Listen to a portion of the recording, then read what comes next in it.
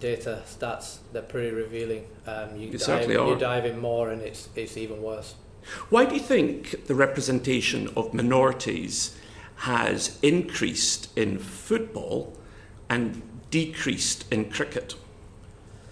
Look, I'm not fully in tune with football, but what I've seen over the last year and a half is some high-profile footballers showing the world how to behave. In Marcus Rashford and Jordan Anderson, and clearly there's been some sort of shift in football. I think cricket's, a lot of people said this to me at the start, we would have never expected it from cricket, because I think cricket has been allowed to for a long time. It's a boys' network. People that come in as a player in '92 are still director of cricket at Yorkshire now.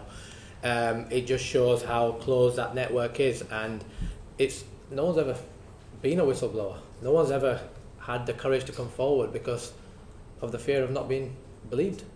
It's funny you should say it's a boys' network, because people viewing this at home won't see the audience that we have here sitting listening, but I think there's probably about 30 people behind you, and there are 2 women amongst the 30. Not that we're in a very good position to talk as a committee, but nonetheless it's quite striking that that's the audience that's drawn to this session to listen.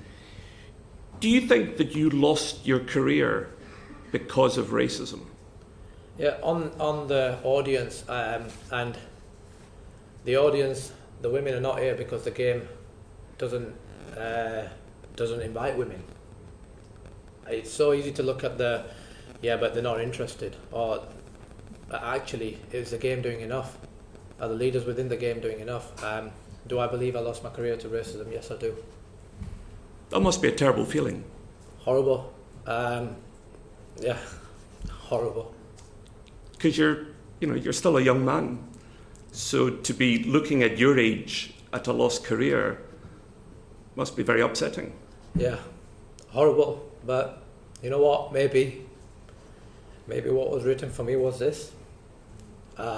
Maybe that's just what it was. I'm a massive believer everything happens for a reason, and like I said, hopefully in 5 years' time, we're going to see a big change, and I can look back at it that I did something that is far bigger than any runs I got or any wickets I got. But yeah, it's horrible. It hurts. Well, I hope you're right, and I hope that your testimony today will be part of delivering that change. And finally, you've mentioned your wife lots of times, and in amongst all your travails, it seems clear you've got a very strong partnership with her. And that of course is the bedrock of lots of people's happy lives. I just want to ask you how she has coped with this and how she is now coping with all that you as a family have had to endure. Struggled and still continues to. Over the last 15 months, we've got 2 young kids. One's just over 2 and one's about to turn 1.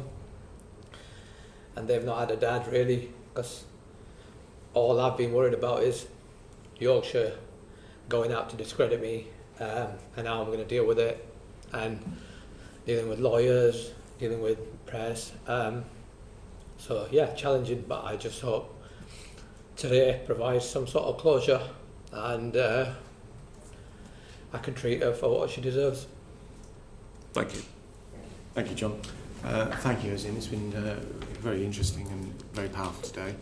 That concludes our first panel. We're going to take a short adjournment of 2 minutes as we set up our second panel. Order, order.